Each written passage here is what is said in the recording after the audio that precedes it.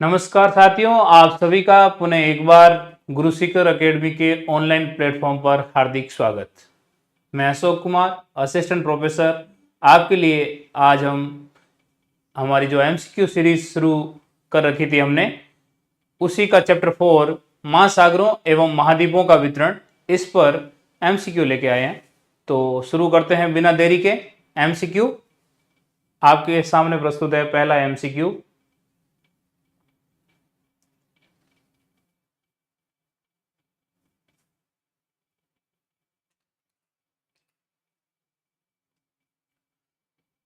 जो पहला एमसीक्यू है वो है, पृथ्वी के कितने प्रतिशत महाद्वीप, कितने प्रतिशत पर महाद्वीप फैले हुए हैं। मित्रों, जो हमारी पृथ्वी है,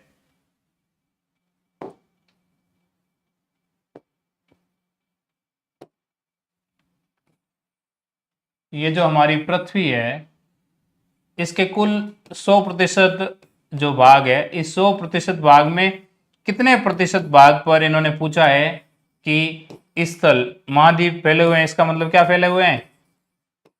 स्थल के रूप में है महाद्वीप। तो कितने प्रतिशत भूभाग पर महाद्वीप फैले हुए हैं और कितने प्रतिशत भूभाग पर जल है। जल है मतलब महासागर या सागर, किसी भी रूप में पानी जहां पर है, तो वो महासागर कितने प्रतिशत भूभाग पर है तथा जल कितने प्रतिशत भूभाग पर है, ये आपसे पूछा गया है। तो पृथ्वी के कितने प्रतिशत पर महाद्वीप फैले हुए हैं, जल्दी से कमेंट करके बताइए। कमेंट में जल्दी से बताइए इसका सही उत्तर क्या होगा।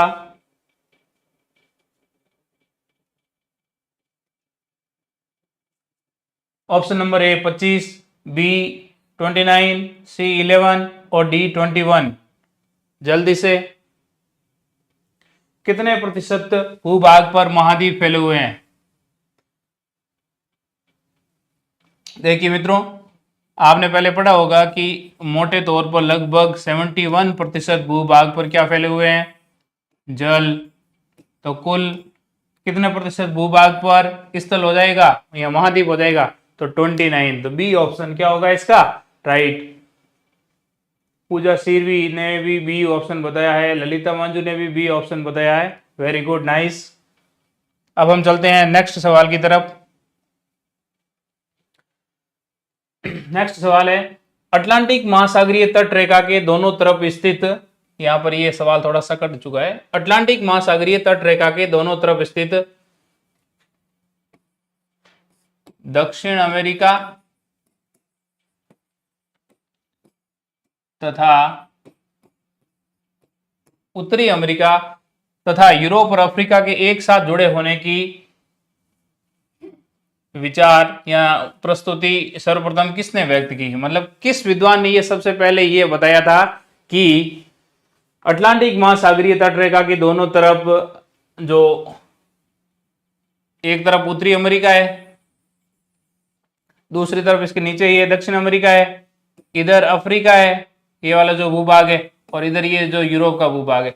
तो कौन सा विद्वान था जिसने सबसे पहले ये बताया था कि ये चारों तट आपस में एक दूसरे के साथ में जुड़े हुए हैं? वह कौन सा विद्वान था जिसने सबसे पहले यह संभावना प्रकट की थी? Option number A Alfred Wegener, B Harry Hess, Harry Hess है, ये केस नहीं है, हैरी हेस है, सी अब्राहम ओर्टेलियस, अब्राहम ओर्टेलियस है, अब्राहम ओर्टेलियस, और चौथा है एंटोनियो वेलेग्रिनी। सही उत्तर बताइए जल्दी से, कमेंट करके जल्दी से।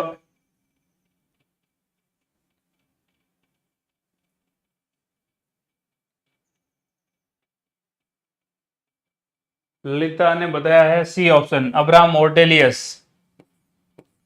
बिल्कुल आपने सही उत्तर बताया है। अब्राहम ओर्टेलियस वो पहले विद्वान थे, ये एक डच मानचित्रकार थे, आपने सुना हो तो, जिन्होंने सबसे पहले ये बताया था, ये संभावना प्रकट की थी कि उत्तरी अमेरिका और दक्षिण अमेरिका और यूरोप और अफ्रीका के इनके आपस के जो तट है वो एक साथ में मिले हुए थे। ये हम आगे जो महाद्वीप और महासागरों के विस्थापन के सिद्धांत पढ़ेंगे तब आपको समझ में आ जाएगा। तो इसका सही उत्तर होगा अब्राहम ओर्टेलियम। नेक्स्ट अगला सवाल है, महाद्वीपीय विस्थापन सिद्धांत कब प्रस्तावित किया गया? बेसिक सा सवाल है, महाद्वीपीय विस्थापन सिद्धांत कब प्रस्तावित किया गया? मतलब आपको साल बताना है कि किस वर्ष में महाद्वीपीय विस्थापन सिद्धांत प्रस्तावित किया गया। ऑप्शन नंबर ए 1596, बी 1912, सी 1964 और डी 1930। जल्दी से कमेंट करके बताइए। ये सवाल ऐसा है जो सबको आना चाहिए।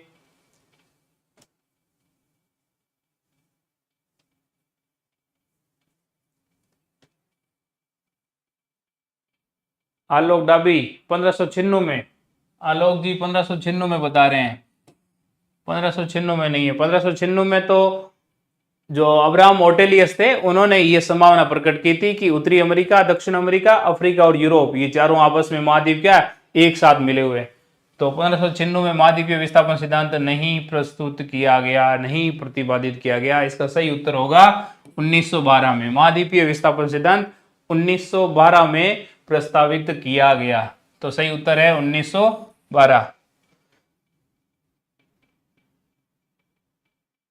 पूजा सिरवी ने बी बताया, राइट, बिल्कुल 1912 इसका राइट उत्तर होगा।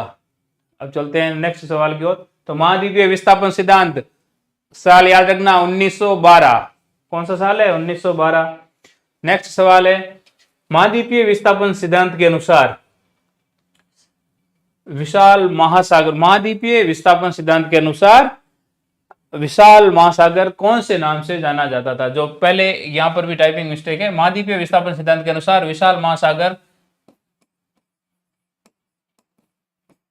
किस नाम से जाना जाता था?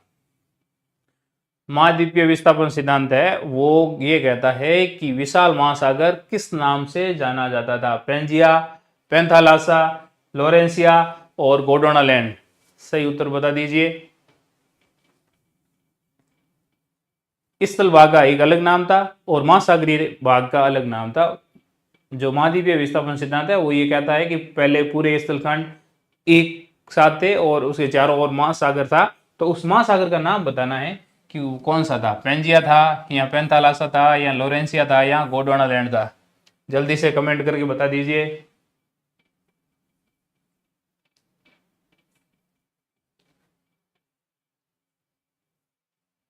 देखो जो पेंजिया है ना, ये जो स्थल भाग था उसको पेंजिया कहते थे और पेंजिया स्थल भाग दो भागों में टूट गया, एक लोरेंसिया और दूसरा गोंडवानालैंड।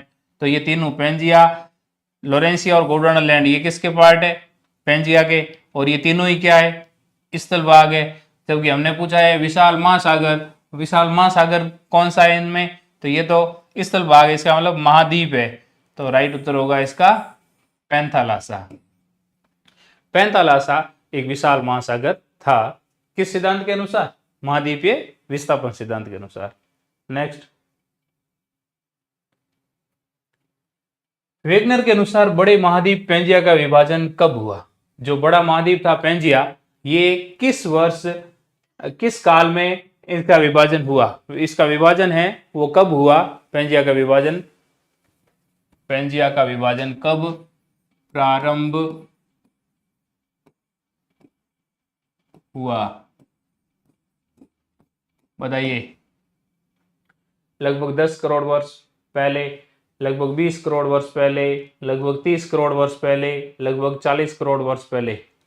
कमेंट करके जल्दी बताइए।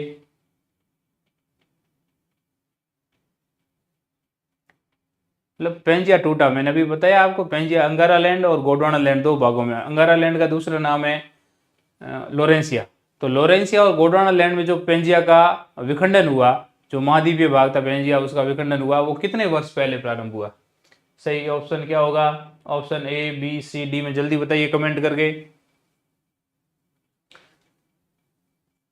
सुरेंद्र पटेल डी, कौन से का बताया है? डी, लगभग 40 करोड़ वर्ष पहले। नहीं। पूजा सिरवी, 4 नंबर सवाल जल्दी से।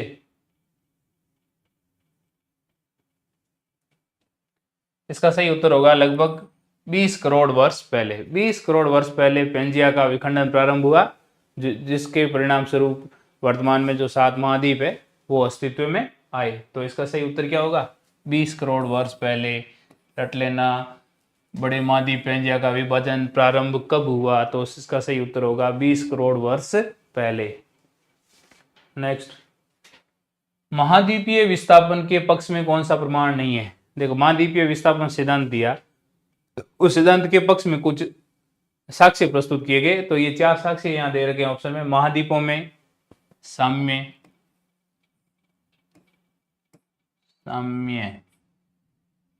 महासागरों के पार चट्टानों की आयु में असमानता, टिलाइट और प्लेसर निक्षेप। सही उत्तर क्या होगा, जल्दी से बताइए।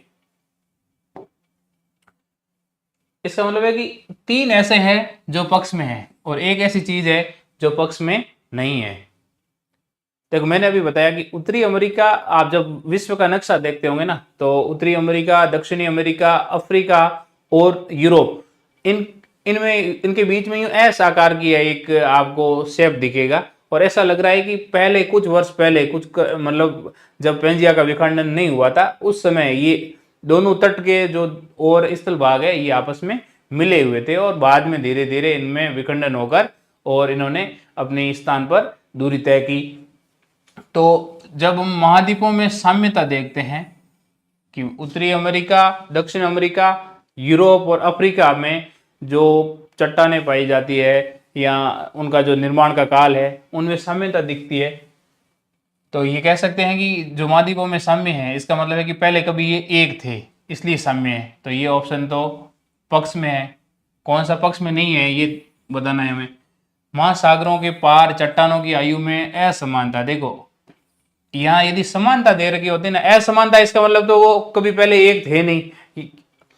यदि ये लिखा होता कि महासागरों के पार चट्टानों की आयु में समानता, तो यदि आप दोनों तरफ की चट्टानों में समानता देखने को मिलती है, इसका मतलब कि पहले कभी ये एक थे और अब ये अलग हुए हैं। इसका मतलब है कि यहाँ जो असमानता दे रखी है इसके कारण ये प्रमाण साबित नहीं होता। तो वैसे इसका उत्तर होगा बी सही। लेकिन टिलाइट क्या होते हैं और प्लेसर निक्षेप होता है?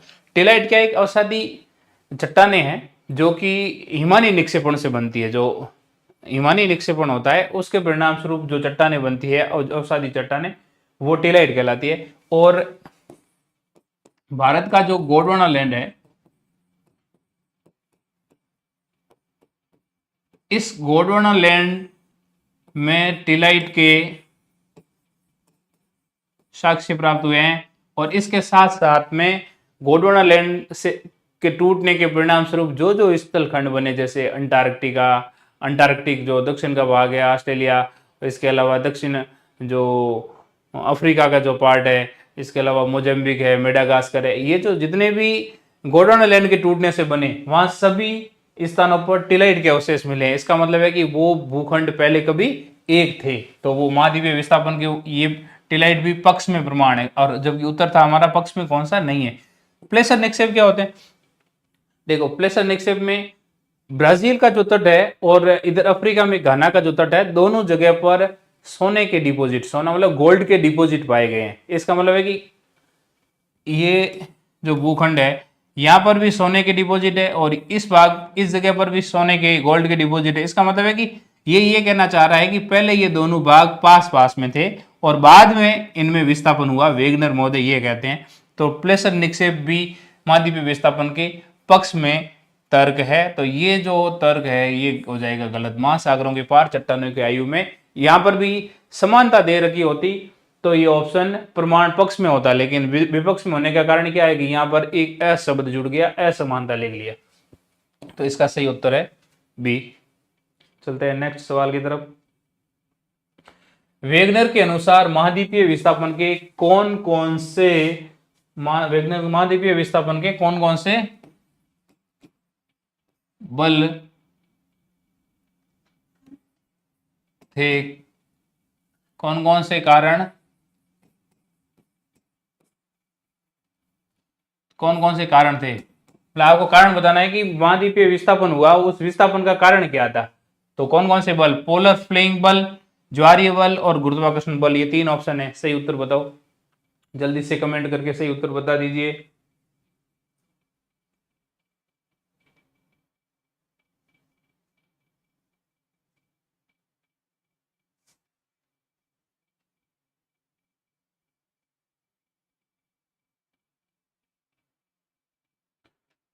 पूजा सिरवी, आलोक डाबी, दुरेंद्र पटेल, कॉमेडी क्रक्स, ललिता मांझू, आप सभी का गुरु शिखर अकेडमी के ऑनलाइन प्लेटफॉर्म पर स्वागत है।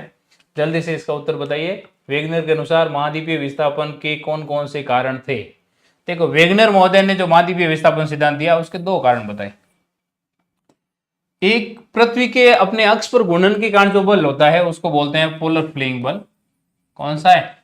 पोलर फ्लेइंग बल। और जो दूसरा बल है वो सूर्य और चंद्रमा के आकर्षण के कारण लगता है, उसको बोलते हैं ज्वारीय बल। इन दोनों बलों के कारण महाद्वीपीय विस्थापन,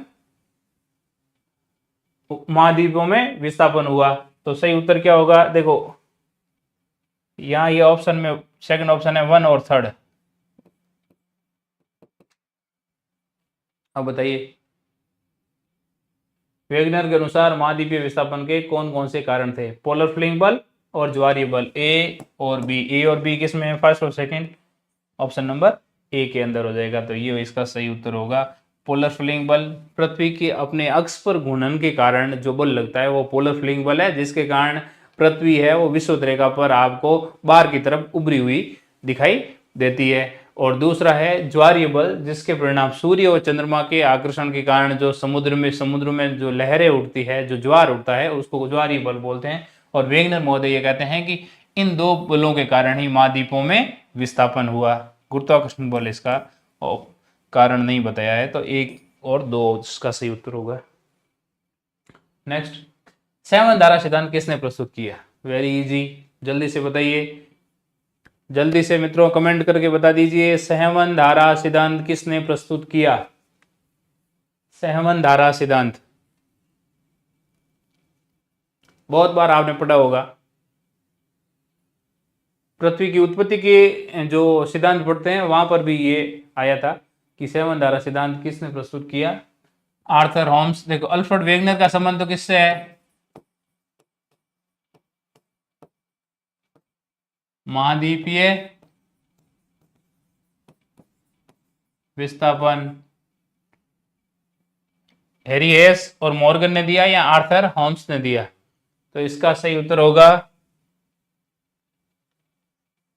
ए ऑप्शन। डाबी, आलोक डाबी ने बताया ए, आर्थर होम्स इसका क्या होगा? सही उत्तर होगा। तो होम्स ने सेवन धारा सिद्धांत प्रस्तुत किया। चलते हैं नेक्स्ट सवाल की तरफ। ये सभी सवाल मित्रों एनसीईआरटी से लिए गए हैं और लैब असिस्टेंट के एग्जाम में पिछली बार सब क्वेश्चन मतलब 99% सवाल है वो एनसीईआरटी से ही बने थे।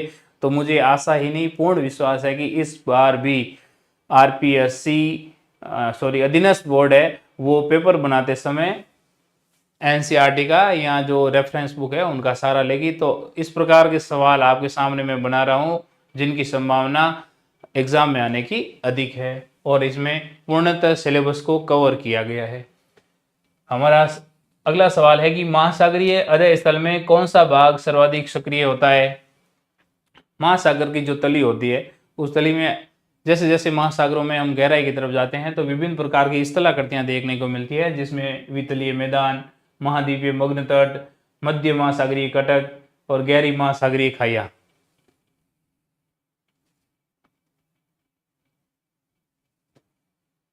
तो कौन सा भाग है?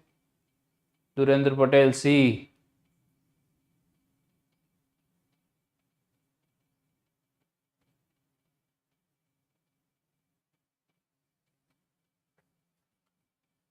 वितलीय मैदान सर्वाधिक सक्रिय महासागरीय अध्यय स्थल में कौन सा भाग सर्वाधिक सक्रिय है? ज्वालामुखी क्षेत्र है सर्वाधिक सक्रिय, ज्वालामुखी क्षेत्र है। आज क्या पहली लाइव स्ट्रीमिंग थी इसलिए टाइप करने में जबरदस्ती होने के कारण पेज का लेआउट सेट नहीं हो पाया। महासागरीय अध्यय स्थल में कौन सा भाग सर्वाधिक सक्रिय ज्वालामुखी क्षेत्र है? वितलीय मैदान, महाद्वीपीय मग्न तट, मध्य महासागरीय कटक या गहरी महासागरीय खाइयां। देखो ज्वालामुखी क्षेत्र महासागरों में जहाँ सबसे ज्यादा आते हैं ना, वो है कटक के सहारे। किसके सहारे आते हैं? देखो महासागरों के मध्य में एक, जिस प्रकार स्थल भाग पर पर्वत पाए जाते हैं, वैसे ही महासागरों में एक पर्वतीय श्रृंखला पाई जाती है जिसको मध्य महासागरीय कटक कहते हैं। और ये मध्य महासागरीय कटक है वो सर्वाधिक ज्वालामुखी सक्रिय क्षेत्र होते हैं। तो इसका सही उत्तर होगा सी ऑप्शन, राइट। नेक्स्ट सवाल की तरफ चलते हैं। पूजा सीरवी ने लिखा डी, किसका?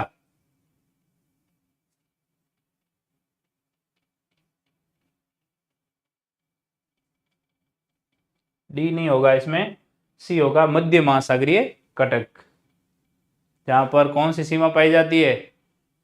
अभिसारी, अपसारी या रूपांतरित? आगे चर्चा करेंगे, तब तक आप सोच के रखिए। अगला सवाल है, कौन से महासागर के किनारों को सक्रिय ज्वालामुखी के क्षेत्र होने के कारण रिंग ऑफ फायर कहा जाता है? कौन से महासागर के किनारों को सक्रिय ज्वालामुखी के क्षेत्र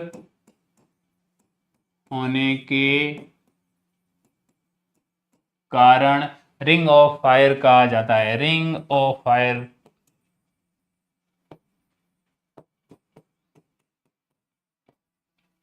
जल्दी बताइए, रिंग ऑफ फायर कौन से महासागर में? हिंद महासागर, अटलांटिक महासागर, प्रशांत महासागर या आर्कटिक महासागर?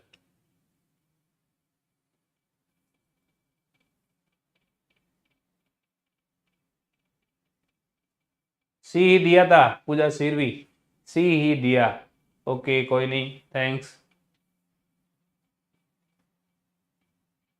तो रिंग ऑफ फायर कौन सी जगह है? पूजा सिरवी सी, ललिता मांझू सी, सी प्रशांत महासागर, आलोक डाबी राइट। प्रशांत महासागर में रिंग ऑफ फायर है क्योंकि वहां पर जो ज्वालामुखी हॉट स्पॉट अधिक मात्रा में है, ज्वालामुखी उद्गार अधिक मात्रा में होते हैं और ज्वाला की तरह वो निकलता है तो ये फायर जैसा लगता है, इसलिए वो एक पूरा क्षेत्र है ऐसे जहां पर बहुत अधिक ज्वालामुखी सक्रिय क्षेत्र है। तो इसको क्या बोलते हैं? Ring of fire. नेक्स्ट, सागरीय अध्यय स्थल विस्तार परिकल्पना किसने प्रस्तुत की? ये बताइए। इसको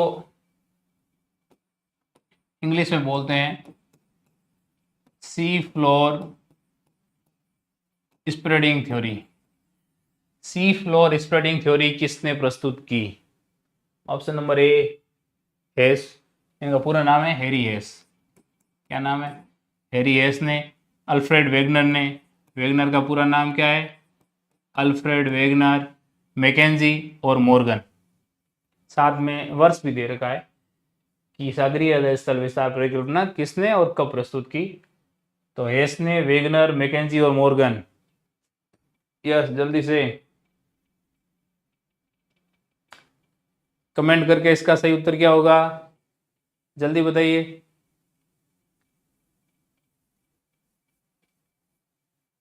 ललिता मांझू ने लिखा ए, पूजा शिवरी ने ए, वेरी गुड।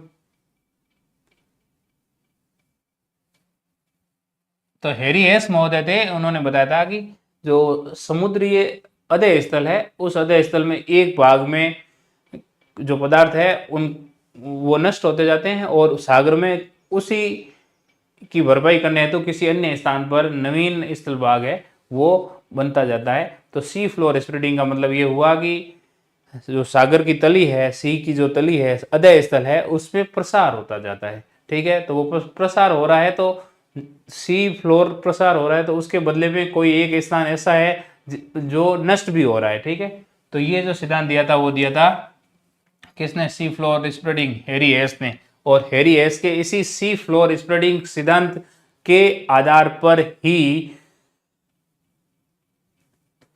जो अगला सिद्धांत है plate tectonic theory, plate tectonic theory, उसका प्रतिपादन किया गया। तो महासागरीय अध्यय स्थल विस्तार परिकल्पना किसने प्रस्तुत की है? हैरी हेस ने। नेक्स्ट, अगला सवाल है, प्लेट विवर्तनी की अवधारणा से संबंधित विद्वान है। कौन कौन से विद्वान प्लेट विवर्तनी की अवधारणा से संबंधित विद्वान नहीं है। कौन से विद्वान है जो इससे संबंधित नहीं है? प्लेट टेक्टोनिक अवधारणा से संबंधित विद्वान नहीं है। इसका मतलब 3 ऐसे विद्वान है जो संबंधित है और एक ऐसा विद्वान है जो संबंधित नहीं है। आज टाइपिंग एरर ज्यादा है, माफी चाहता हूं, आगे से ऐसा नहीं होगा। Option number A Mackenzie, B Parker, C Morgan और डी वेगनर। प्लेट विवर्तनी की अवधारणा से संबंधित विद्वान नहीं है। देखो वेगनर का संबंध किससे है? सही उत्तर क्या होगा इसका? पहले आप बता दीजिए।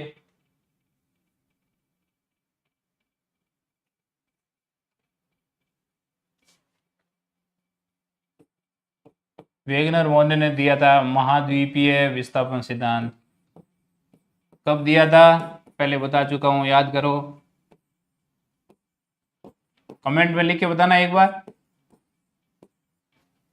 कि जो वेगनर महोदय ने, अल्फ्रेड वेगनर ने महाद्वीपीय विस्थापन सिद्धांत कब प्रस्तुत किया? Lalita 1912, right, very good. तो 1912 में वेगनर ने प्लेट टेक्टोनिक महाद्वीपीय विस्थापन सिद्धांत दिया था, जबकि मैकेंजी, पार्कर और मॉर्गन ये 3 व्यक्ति है जो प्लेट विवर्तनी की प्लेट टेक्टोनिक अवधारणा से जुड़े हुए हैं। तो कौन नहीं जुड़ा हुआ है? वेगनर महोदय प्लेट टेक्टोनिक से नहीं जुड़े हुए हैं। नेक्स्ट, प्लेट विवर्तनी की सिद्धांत के अनुसार पृथ्वी का स्थल मंडल कितनी प्लेटों से मिलकर बना है? कितनी प्लेटों से मिलकर बना है? 7, 8, 9, 10? जल्दी से बताइए, जल्दी फटाफट। कंपटीशन के दौर में इतनी देरी नहीं होनी चाहिए। पूजा शेरवी 1912, राइट, 1912। इसका उत्तर बताइए। प्लेट विवर्तनी की सिद्धांत के अनुसार पृथ्वी का स्थल मंडल कितनी प्लेटों से मिलकर बना है? 7, 8, 9, 10? जल्दी। आलोक डाबी 7। आलोक डाबी ने 7 बताया है। ललिता ने 7 बताया। इस बार पूजा शेरवी का जवाब नहीं आया है।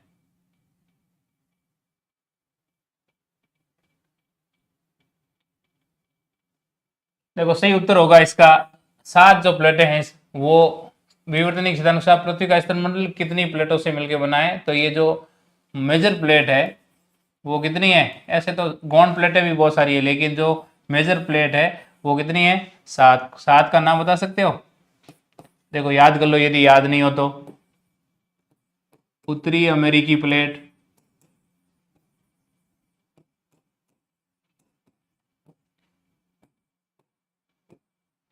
दक्षिणी अमेरिकी plate,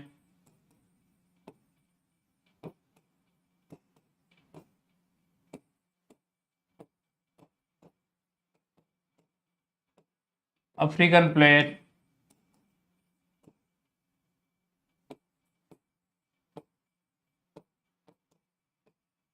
Eurasian plate,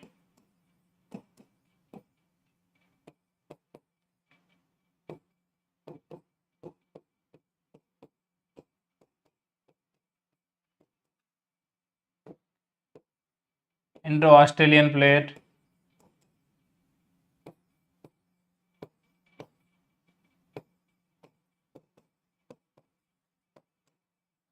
Antarctic plate. देखो मित्रों ये जितनी 6 प्लेटें बताई मैंने अभी, उत्तरी अमेरिकी, दक्षिण अमेरिकी, अफ्रीकन, यूरेशियन, इंडो ऑस्ट्रेलियन और अंटार्कटिक, ये प्लेटें महाद्वीपीय है। कैसी है? महाद्वीपीय प्लेटें हैं। जबकि एक मेजर प्लेट है 7वीं जो महासागरीय प्लेट है, उसका नाम है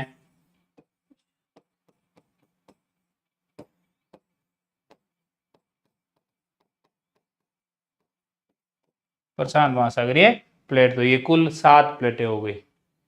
ठीक है, नेक्स्ट चलते हैं हम। तो इसका सही उत्तर होगा 7।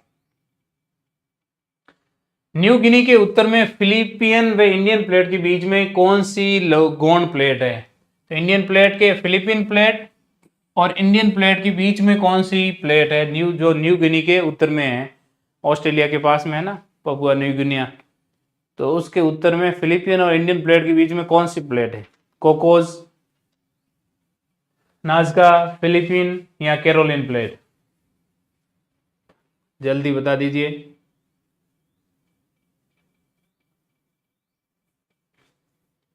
न्यू गिनी के उत्तर में कौन सी स्थित है, फिलीपीन और इंडियन प्लेट के बीच में?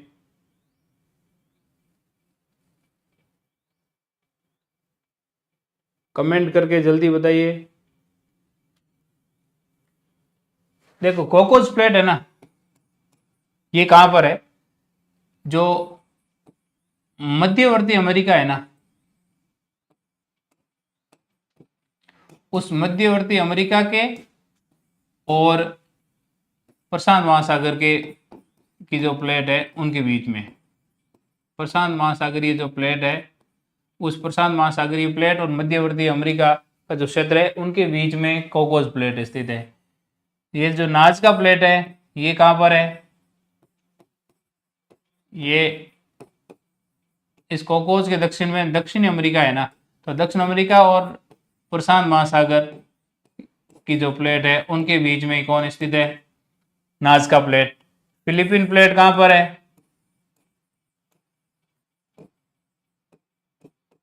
फिलीपींस के आसपास का जो क्षेत्र है उस जगह पर कौन सी प्लेट है? फिलीपीन। तो इसका सही उत्तर कौन सा होगा? Caroline plate. कौन सी प्लेट है? कैरोलिन प्लेट है, वो फिलीपीन और इंडियन प्लेट के बीच में स्थित है। तो राइट उत्तर है कैरोलिन प्लेट। ये गौंड प्लेट है, मेजर प्लेट है 7 है, 7 के अलावा जो गौंड प्लेट है इनमें से पूछ सकता है आपसे, कोकोस भी पूछ सकता है कि कोकोस कहां पर है। तो कोकोस ध्यान रखना, मध्यवर्ती अमेरिका है ना, ये जो पनामान, ग्वाटेमाला, ये जो देश हैं उनके और प्रशांत महासागर के बीच में उस जगह पर कौन है? कोकोस प्लेट है। और कोकोस के दक्षिण में दक्षिण अमेरिका का जो चिली वाला ने ये जो भाग है, ये दक्षिण अमेरिका बनाते हैं ना ऐसा, यहां पर प्लेट है, ये वाली प्लेट, इसका नाम है नजका प्लेट।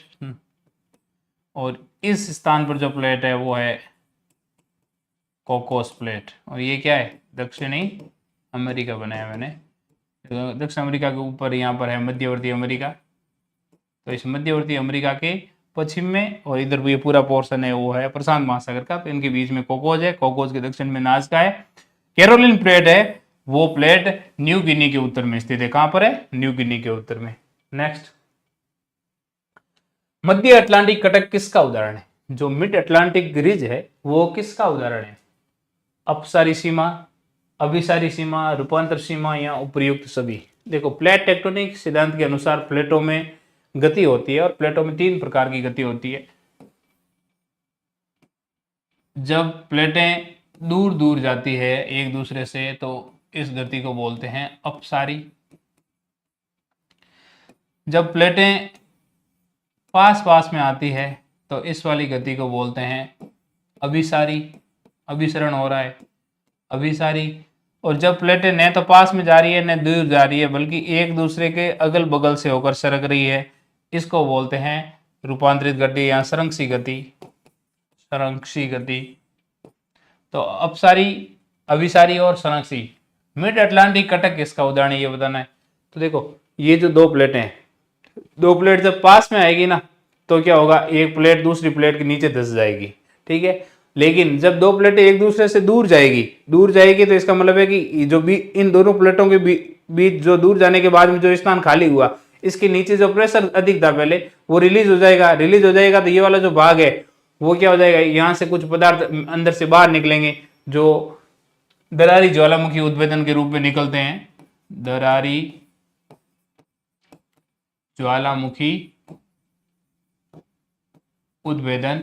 और इस दरारी ज्वालामुखी उद्भेदन के परिणाम स्वरूप किसका निर्माण होता है? मिड अटलांटिक कटक का।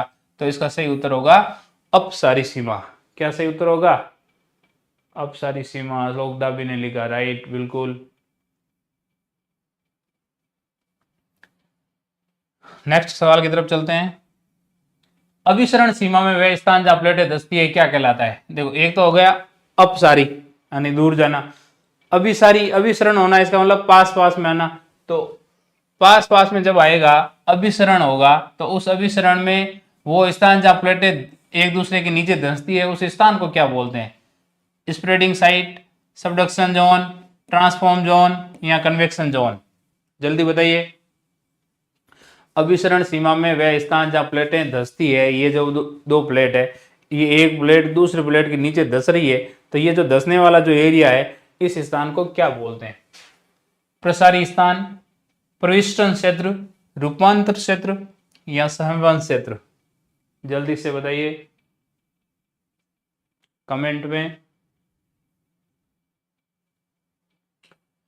देखो, प्रसारी स्थान कौन सा होता है, ध्यान है, अभी मैंने बताया था, जब दो प्लेटें एक दूसरे से दूर जाती है, अपसरण होता है, अपसारी। तो इस अपसारी में ये स्थान जहां से ये दोनों प्लेटें एक दूसरे से दूर जा रही है, इस स्थान को प्रसारी स्थान बोलते हैं। क्या स्थान बोलते हैं?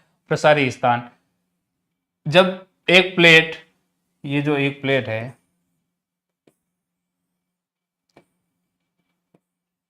ये दूसरी प्लेट है, इनमें अभिसरण हो रहा है, ये दो प्लेटें पास पास में आई, तो जो भारी प्लेट होगी वो गति करेगी नीचे की तरफ, तो ये जो स्थान है जहां से ये भाग नीचे जा रहा है, इसको बोलते हैं सबडक्शन।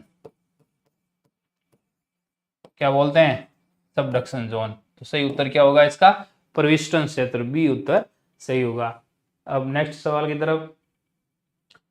जहां न तो नई प्रॉपर्टी का निर्माण होता है और न ही प्रॉपर्टी का विनाश होता है।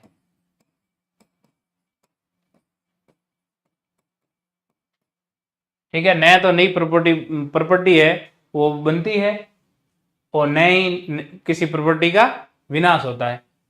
वो कौन सी सीमा कहलाती है? देखो, ये वाली जगह जब प्लेटें एक दूसरे की विपरीत गति करती है, तो मध्य अटलांटिक कटक का निर्माण हो रहा है। ठीक है, जब एक प्लेट दूसरी प्लेट के नीचे धंस रही है, तो यहाँ पर स्थित मलबे के में वलन पड़ने के परिणाम स्वरूप हो सकता है कि कोई पर्वत श्रृंखला का निर्माण हो जाए।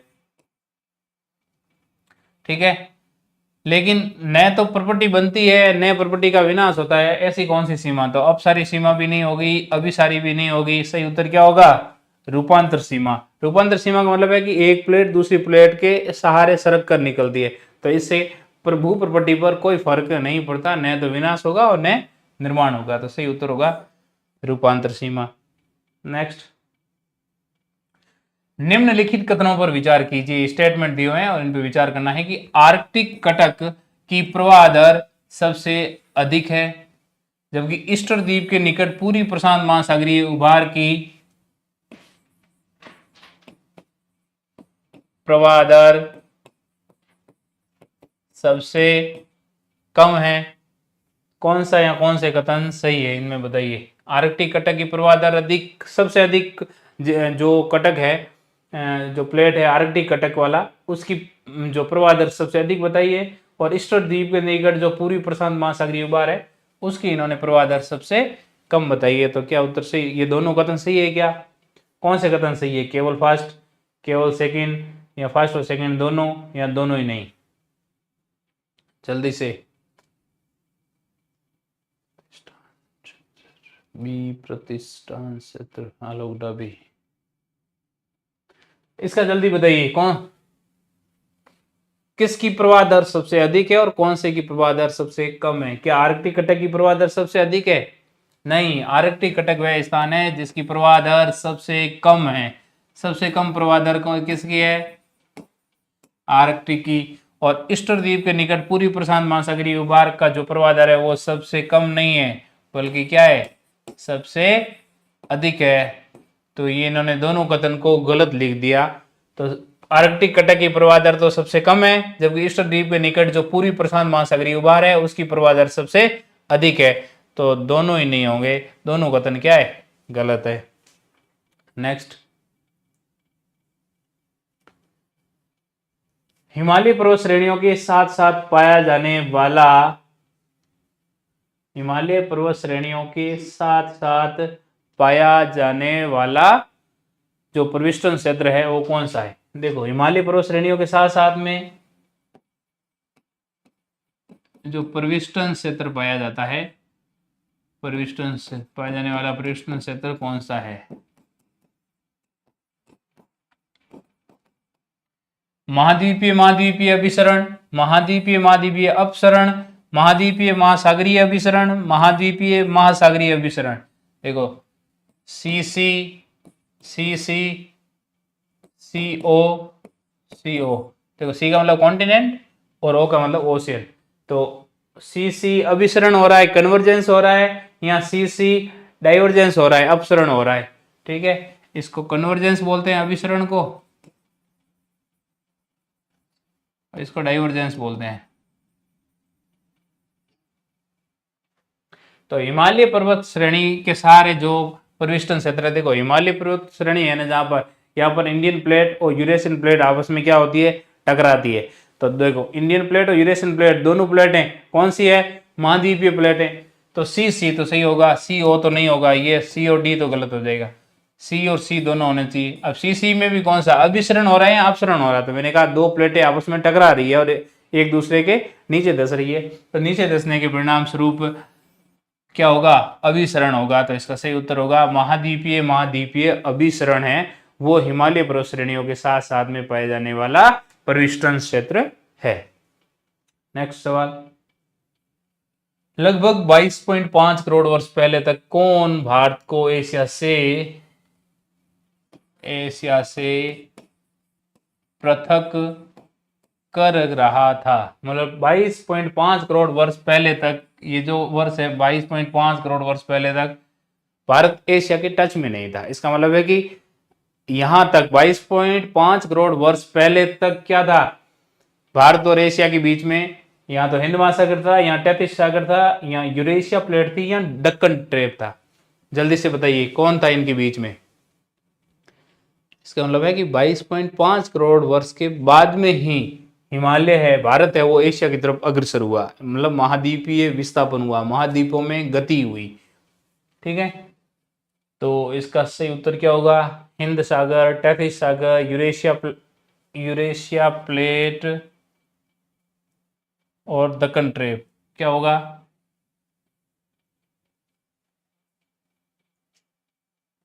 इसका सही उत्तर होगा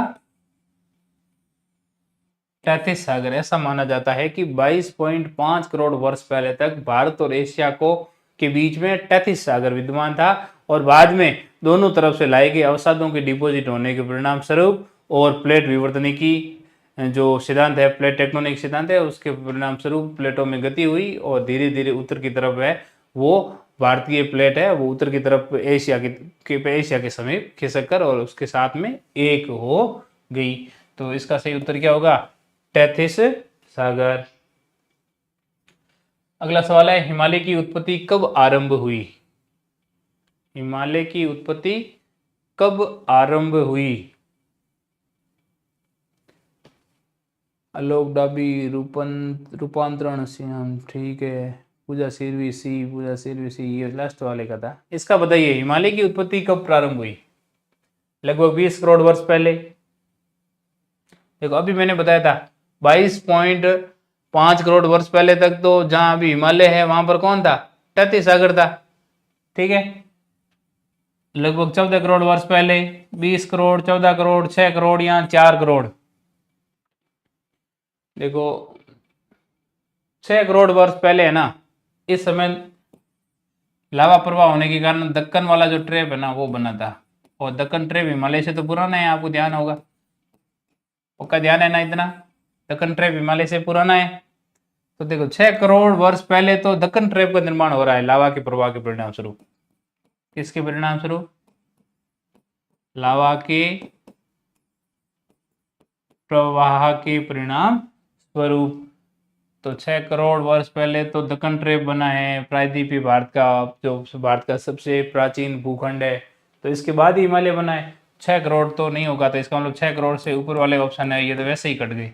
तो इसका सही उत्तर क्या होगा, 4 करोड़ वर्ष पहले। तो 4 करोड़ वर्ष पहले हिमालय की जो उत्पत्ति है वो आरंभ हुई। ठीक है, तो ये थे आज जो हमने टॉपिक लिया था वो था महाद्वीप और महासागरों का वितरण। मित्रों 11वीं क्लास की जो भौतिक भूगोल वाली जो एनसीईआरटी है जिसमें भौतिक भूगोल के सिद्धांत दिए होते हैं, वो भौतिक भूगोल के सिद्धांत में उसमें चैप्टर नंबर 4 था, कौन सा, महाद्वीप और महासागरों का वितरण। ठीक है, तो आपके पास में एनसीईआरटी किताब होगी 11th क्लास की। एक बार आज मैंने ये एमसीक्यू जो करवाए हैं, एक बार आप खुद उस एनसीईआरटी वाले चैप्टर 4 को पढ़ना, तो उससे क्या होगा कि आपको ये चैप्टर समझने में अब आसानी हो जाएगी। काफ़ी आपको मैंने उसमें से सवाल निकाल कर और उनको समझाने की कोशिश की है। तो आप जब तक वापस घर जाकर एनसीईआरटी का जो चैप्टर नंबर 4 है इसको रिवाइज नहीं करोगे, तब तक ये वाला टॉपिक आपको आपकी मेमोरी में लंबे समय तक नहीं रह पाएगा। इसलिए एक बार एनसीईआरटी का चैप्टर नंबर 4 आराम से जाके पढ़ना, और फिर एक बार दोबारा इन क्वेश्चनों को पर ये वीडियो वापस ले आना और फिर दोबारा देखना, तो आपको समझ में आ जाएगा कि किस प्रकार से क्वेश्चन को अटेम्प्ट करना है। तो साथियों नमस्कार, कल मिलेंगे हम फिर एक और नए वीडियो के साथ में। Best of luck.